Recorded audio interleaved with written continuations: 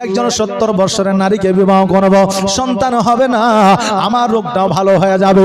এবার 70 বছরের নারীকে আপনার বিবাহ করলে, 70 বছরের নারীকে বিবাহ করার পরে এবার 2 দিন 4 দিন 5 দিন যখন অতিবাহিত হয়ে গেল, খবর পাইল ওই 70 বছরের বৃদ্ধ নারী মা হতে চলেছে।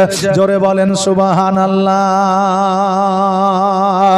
আল্লাহর নবী, দয়ার নবী গো, ভুলিতে পারি না আমি তোমাকে, দয়ার নবী প্রাণের ছবি গো, ভুলিতে পারি না আমি তোমাকে। আর তুমি আছো মদিনা, আমি আছে বাংলা, কেমনে যাব আবু তোমার কাছে। আল্লাহর নবী, দয়ার নবী গো, ভুলিতে পারি না আমি তোমাকে, দয়ার নবী প্রাণের ছবি গো, ভুলিতে পারি না আমি তোমাকে। ও বাবাজি ভাইরা, ওই আমির মুয়াবিয়া সন্তান যেন আপনার ওই 70 বছর নারীর গর্ভে আসিল,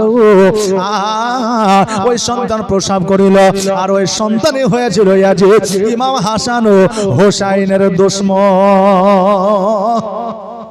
আজকে বর্তমানে শুধু পুরুষরাই চালাক নয়, এখন বর্তমানে আমার মায়েরাও চালাক। জি, এখন আমার মায়েরাও চালাক। আপনি বলবেন কেমন করে? কারণ আমাদের একটা প্রবাদ বাক্য আছে, টাকা যার বুদ্ধিও তার, নাকি বলে? এখন আমার মায়েরা কিন্তু অভাবে নাই, প্রতি মাসে 1000 করে আসছে। জি, প্রতি মাসে 1000 করে আসছে, পরে হয়তো আবার 2000 হইতে পারে। হ্যাঁ, এই জন্য তো বলছে যে বাড়ির মালিক হচ্ছে এখন বিবিরা। কারণ হলো যে এই বিবিরা এখন মাস গেলে 1000 টাকা পাবে, ঝড় হোক, বৃষ্টি হোক, তুফান হোক, যাই হোক।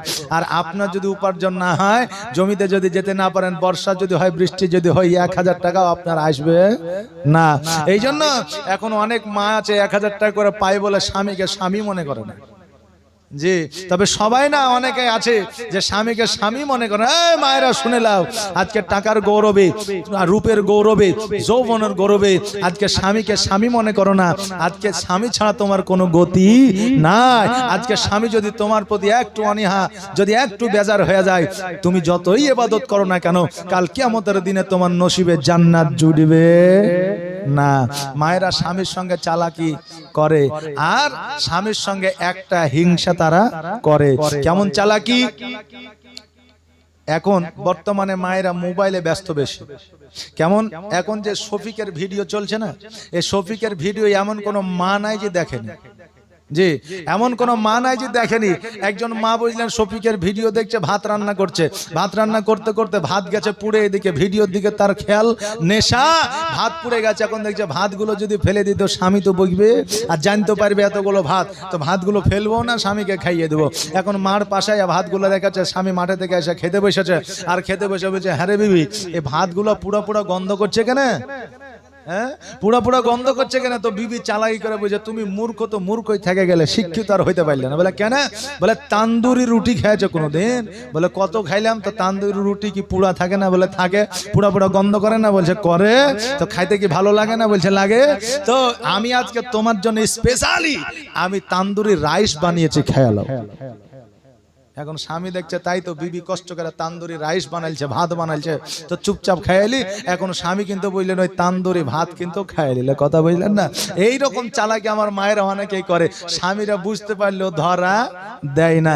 যে তুই যদি খুশি হইস তো মইও খুশি, নাকি? বিবির জন্য তো হ্যাঁ, আপনার স্বামীরা কত কাজ করে। স্বামীরা আপনার বড় বড় পাহাড়কে চূর্ণ বিচূর্ণ করতে পেরেশান হয় না, আলে না, কথা বুঝলেন না? সকাল থেকে সন্ধ্যা পর্যন্ত কাজ করলেও পেরেশানি হয় না, আলে না। কিন্তু বিবির মুখখান যদি একটু টেঁড়া দেখেলে, তো ওই স্বামীর মনে শান্তি থাকে না। কারণ সব কাজ তো তোমার জন্যে, নাকি বলেন? সন্তানের জন্য, বিবির জন্যই। বাবজি ভাইরা, আর একটা জায়গায় আমার মায়েরা হিংসা করে, যে ওই আমার স্বামী অর্থাৎ ওই মায়ের স্বামী কোন প্রকারে যদি কোনো নারীর দিকে তাকায় বা কোনো নারীর যদি ফোন রিসিভ করে বা কোনো নারীর যদি আপনার কথা শোনে, তাহলে কিন্তু বাবা ওই বিবি কিন্তু ফায়ার। এই হিংসাটুকু প্রত্যেকটা মায়ের কাছে আছে। একজন বিবি বুঝলেন অসুস্থ হয়ে আছে, স্বামীকে ডাক দিয়ে বলছে, হ্যাঁ গো সোনামণি কলিজা, আমি মরে গেলে তুমি তো বিবাহ করবা। তো বলছে, তুমি যদি মারা যাও, সন্তান আদি আছে, তাদেরকে দেখতে হবে, সংসারটা দেখতে হবে, একটা তো বিয়ে করতেই হবে। তো বলছে, আমি মারা গেলে কতদিন তাও বিয়ে করবা না? তো বলছে, কমসে কম তোমার কবর যতদিন না শুকাবে, হ্যাঁ, ততদিন আমি বিয়ে করব না। এখন বিবি তো অসুস্থ, মারা যাবে, ও জানে, 1 সপ্তাহ পরে ইন্তেকাল করেছে। এখন স্বামী প্রতি জুম্মাতে আপনার কবর জিয়ারত করতে যায়। জি, ও আসলে জিয়ারত খুব কমই যায়, দেখতে যায় কবরটা আসলে শুকাইছে কিনা। জি, হ্যাঁ, মানে ওসিয়ত করেছে। এখন যেই দিনে কবরস্থানে যায়, সব সময় দেখে যে কবর পরিষ্কার আর কবর ভিজা হয়েই আছে। এখন 2 বছর 3 বছর পার হয়ে গেল, ই চিন্তা করে কবর কেন শুকায় না, কারণ 2-3 বছর কি কবর আর ভিজা থাকবে? যে থাকবে না, কবর শুকায় না কেন? একদিন সকালবেলা এসে চুপ করে বসেও দেখছে যে আসলে কারবারটা কি। দেখছে টুকটুক করে ওই তার বিবির ভাই 1 বালতি পানি আর একটা ঝাড়ু নিয়ে চলে এসছে, পানি ছিটিয়ে দিয়ে ঝাড়ু দিয়ে পরিষ্কার করে দিয়ে চলে এসেছে। এই দাঁড়া, কি ব্যাপার তোর? তুই তোর বোনের কবরে পানি দিছিস, তোর বোনের কবরে পানি দিছিস আর ঝাড়ু দিছিস, কারণটা কি? তো এখন ও বলছে যে, দুলা ভাই, আমার বোন যখন মারা যায় তখন আমাকে একটা ওসিয়ত করেছিল যে, ভাই রে, আমি তো মারাই যাব, আমার জন্য কিছু করতে হবে না, তা আমি মারা গেলে কমসে কম আমার কবরটাতে প্রতিদিন ঝাড়ু লাগাস আর 1 বালতি করে পানি মারিস। এই ওসিয়তটা তুই পূরণ করিস। এই জন্য দুলা ভাই আমি প্রতিদিন কবরে পানি দিই আর আমি ঝাড়ুটা লাগিয়ে দিই। এখন স্বামী দেখছে তাহলে আমার বিয়ে করা হয়েছে, কারণ আমি বলেছি কবর যতদিন ভিজা থাকবে ততদিন বিয়ে করবো না। এখন বিবি হিংসাতে যে আমি তো মারা যাবোই, ওকে বিয়ে কিন্তু করতে দিব না, এই জন্য ভাইকে ওসিয়ত করে চলে গেছে।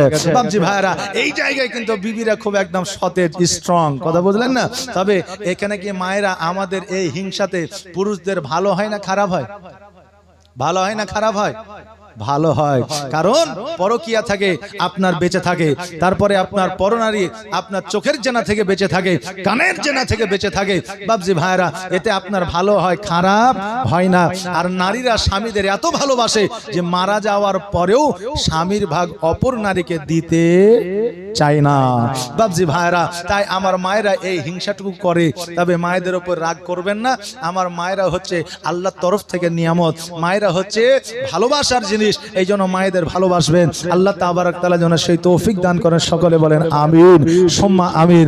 ও বাবারে ভাইরা, আমার হযরত আমির মুআবিয়া রাদিয়াল্লাহু তাআলা আনহু সন্তান যেন আপনার জগতে পায়া গেল। এবার বাবারে ভাইরা, ওই সন্তান আপনার আস্তে আস্তে যেন আপনার বড় হতে লাগলো। এই দিকে হযরত ইমাম হাসান ও হুসাইন রাদিয়াল্লাহু তাআলা আনহু, উনি যেন আপনার বড়, ওনারাও যেন আপনার বড় হতে লাগলো। এইদিকে ইয়াজিদের এমন ভাবে চলার, রং ঢং বলার যে কৌতূহল, আমিরে মুআবিয়া দয়ার নবী মায়ের নবী সাল্লাল্লাহু তাআলা আলাইহি ওয়াসাল্লামের কাছে যাইয়া বলে, ইয়া রাসূলুল্লাহ, ইয়া হাবিবাল্লাহ, আজ পর্যন্ত আমার সন্তান আমার কথার অবাধ্য হয় না, তার মায়ের কথার অবাধ্য হয় না, আমি যেটা করি সেও সেটা করে। অতএব এই সন্তান ইমাম হাসান হোসেনের দুশমন হবে। নবী গো, আমি বুঝতে পারছি সবকিছুই করেছে, কিন্তু আমি বুঝতে পারছি এটাও যে আমার সন্তানের ইমাম হাসান হোসেনের দুশমন হবে। কেননা আমার নবী যেটা বলে দেয় সেটা কোনোদিন মিথ্যা হয় না। কারণ পাহাড় পর্বত হিলে যেতে পারে, আসমান জমিন হিলে যেতে পারে, কিন্তু আমার নবীর কথার নড়চড় হবে না।